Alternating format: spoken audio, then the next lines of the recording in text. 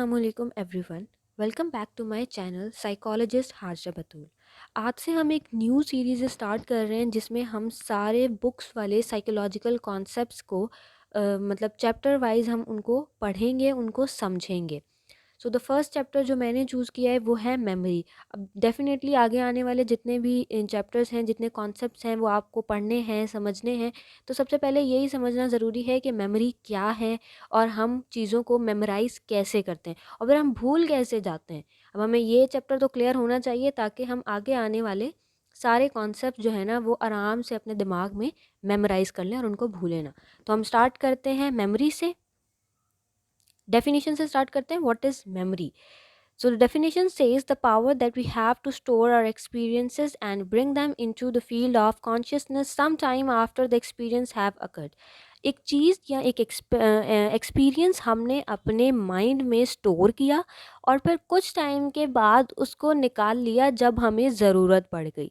This is memory. Simply आप ऐसा समझ लें, आपकी कबर्ड का एक बॉक्स है जिसमें आपने कोई भी एक्सपीरियंस या कोई चीज़ है वो रख दी, स्टोर कर दी। ठीक है कि आपको अभी ज़रूरत नहीं है। हाँ, लेकिन 10 दिन के बाद, 15 दिन के बाद, 20 दिन के बाद या जब भी टाइम के बाद आपको उसकी ज़रूरत, अब आपको पता है कि आपने कितने टाइम के लिए स्टोर किया, तो जब भी उस टाइम के बाद आपको उस चीज़ की ज़रूरत पड़ेगी तो आप उसको वहाँ से सही सलामत जैसे आपने रखी थी वैसे ही आप निकाल लें। That is memory. हमारे दिमाग में या फिर मोस्टली जब हम जो ज़्यादातर हम कंप्यूटर की एग्जांपल्स देते हैं कि कंप्यूटर में हम कितनी सारी फाइल्स को स्टोर करते हैं, हमारी इंपॉर्टेंट डेटा फाइल्स, कुछ डॉक्यूमेंट्स या वगैरह वगैरह जो भी है, हमें उस टाइम पे उनकी ज़रूरत नहीं है, हमने उनको कंप्यूटर की फाइल्स में स्टोर कर दिया कि अब जब हमें इनकी ज़रूरत होगी तो हम इनको प्रिंट आउट करवा लेंगे। क्योंकि आजकल मॉडर्न दौर है तो यही सब कुछ होता है कि हम अपने जितने भी इंपॉर्टेंट डॉक्यूमेंट्स हैं उनको स्कैन करके रख लेते हैं कि जब हमें इनकी ज़रूरत होगी तो हम उनको प्रिंट आउट करा के यूज़ कर लेंगे। Simply that is memory. आप अपने माइंड में एक्सपीरियंसेस को स्टोर करके रख लेते हो। जब आपको ज़रूरत होती है कि आप उन एक्सपीरियंसेस को निकालो और उनको एक्ट करो तो तब आप उसको निकाल लेते हो। ये आपकी मेमोरी है, ये आपकी पावर है, आपके दिमाग की एक पावर है।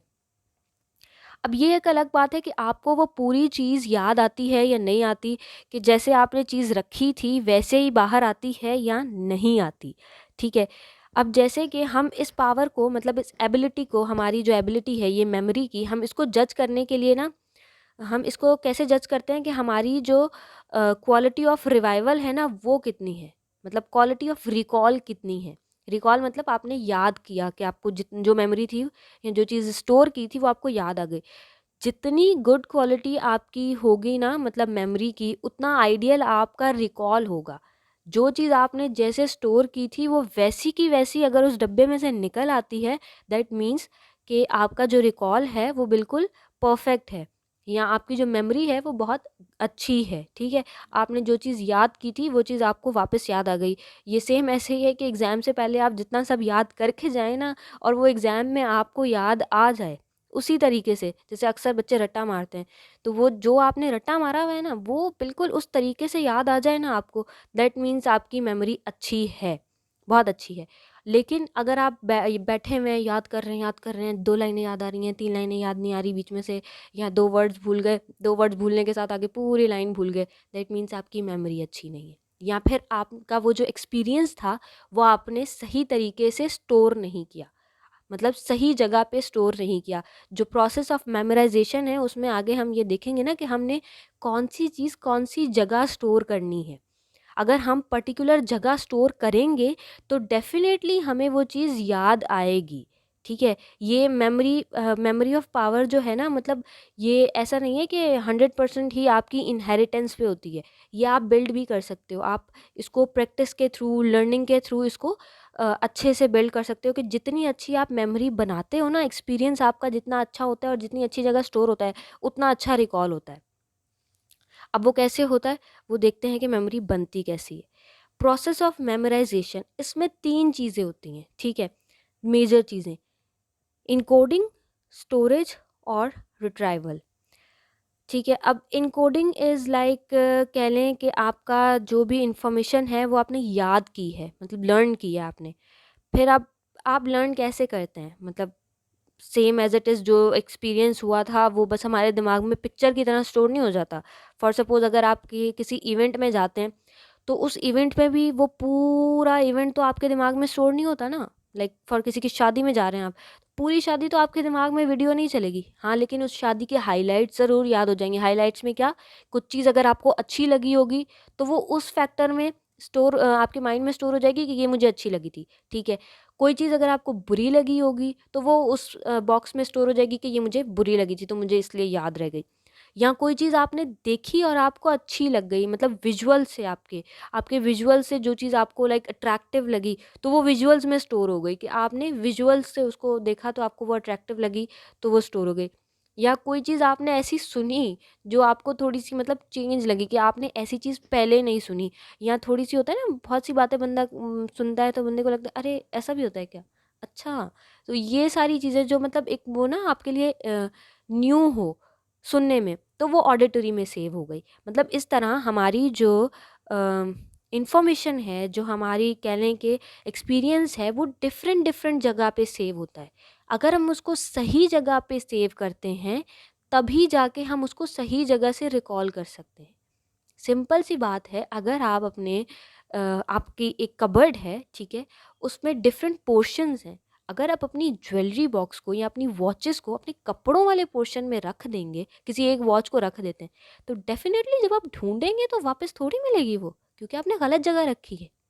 हमारे साथ होता अक्सर यही है स्टूडेंट के साथ, कि जब वो चीज़ें याद कर रहे होते हैं ना, पर्टिकुलरली पेपर्स के लिए, ठीक है, तो वो बस रट्टा मारना चाह रहे होते हैं, वो चीज़ों को स्टोर नहीं करते।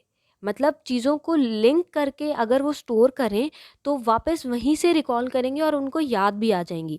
जैसे कि हमारे इनकोडिंग में मैंने बताया कि 4 जो है वो मेजर मेथड्स होते हैं। फर्स्ट वन, विजुअल इनकोडिंग, कोई चीज़ हमें कैसे लगती है, कोई चीज़ हमें अगर अच्छी लगती है, दिखने में अट्रैक्टिव लगती है, तो वो हम उसको भी स्टोर कर लेते हैं अपने माइंड में, ठीक है।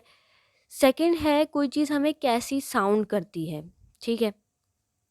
थर्ड इज़ सेमेंटिक इनकोडिंग, उसमें ये है कि किसी चीज़ का मतलब क्या है, मीन्स क्या है, व्हाट समथिंग मीन्स। किसी चीज़ में कोई मीनिंग होगा ना, कुछ तो होगा, मतलब कोई एक मीनिंग, कि आपको ये चीज़ देख के आपको ये बात समझ आई, तो वो जो बात आपको समझ आई ना, उससे जो स्टोर होगी वो सेमेंटिक होगी। एंड नंबर 4 जो है वो टेक्टाइल है, हाउ समथिंग फील्स। हम जो है ना वो टेक्टाइल में ज़्यादा चीज़ें स्टोर करते हैं। एक तो विजुअल्स में ज़्यादा चीज़ें स्टोर करते हैं, और एकॉस्टिक में ज़्यादा स्टोर करते हैं, और टेक्टाइल में बहुत ज़्यादा स्टोर करते हैं, क्योंकि एक्चुअल में हम फीलिंग से ज़्यादा एक्ट करते हैं, ठीक है।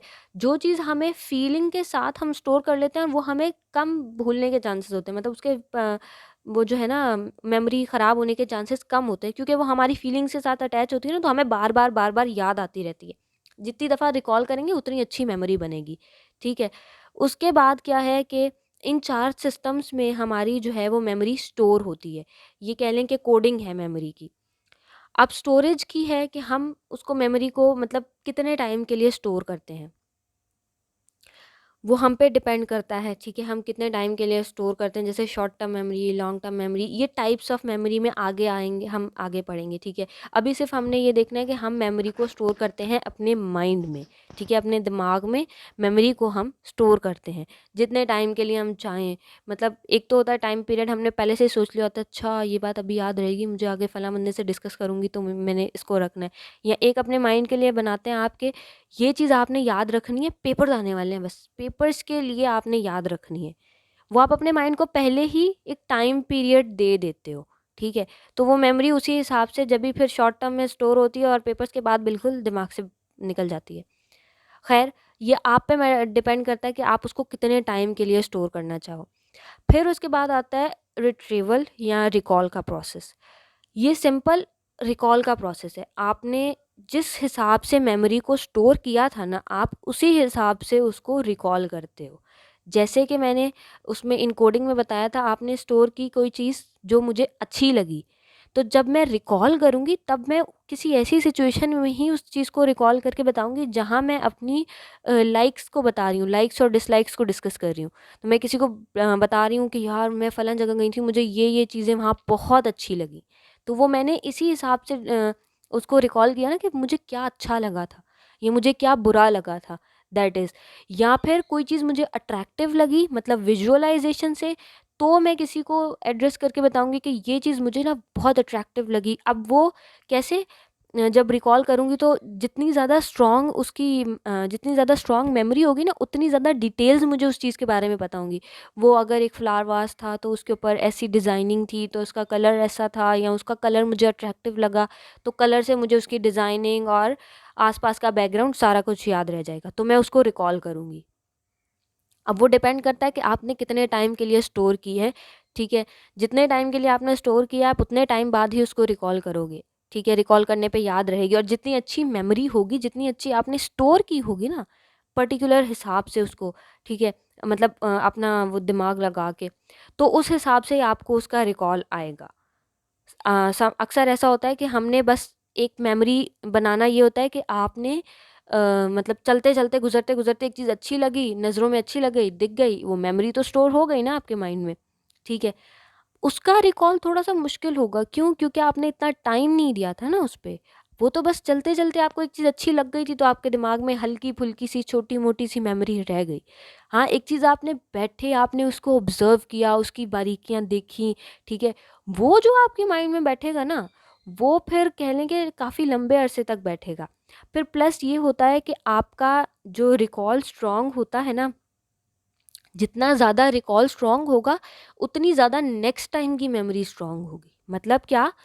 एक दफ़ा आपने चीज़ देखी, वो मेमोरी में स्टोर हो गई, उसके बाद आपने उसको रिकॉल किया। अब दूसरी दफ़ा के लिए वो मेमोरी और ज़्यादा स्ट्रॉन्ग हो गई, क्योंकि आप उसको एक दफ़ा रिकॉल कर चुके हैं। मतलब क्या कि 2 दफ़ा मेमोरीज़ बन गई। एक फ़ाइल एक दफ़ा बनी, उसको आपने खोला, उसको आपने देखा, पढ़ा, एंड देन वापस नेक्स्ट टाइम के लिए वो फ़ाइल और ज़्यादा स्ट्रॉन्ग हो गई जब आप उसको दोबारा ओपन करेंगे। अब फॉर एग्ज़ाम्पल मेमोरी बनाई कैसे आपने? लेट्स सपोज़ आप किसी फंक्शन में गए हैं, ठीक है? कोई भी प्रोफ़ेशनल फंक्शन है, व्हॉटएवर। तो अब आप वहाँ गए हैं, आप बैठे हुए हैं, ठीक है।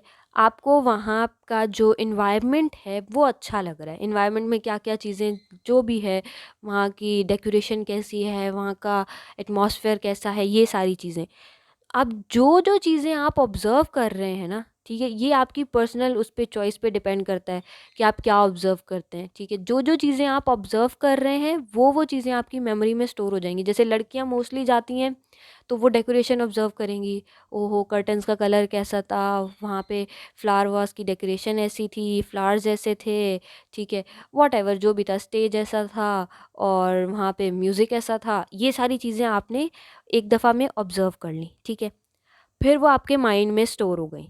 अब लेट्स सपोज़ आप अपनी फ्रेंड से, या मतलब चलो अपने फ्रेंड से मिलते हो आफ्टर 10 डेज़, आपने 10 डेज़ पहले वो एक इवेंट अटेंड किया था, ठीक है? आप अपने फ्रेंड से मिलते हो 10 डेज़ बाद।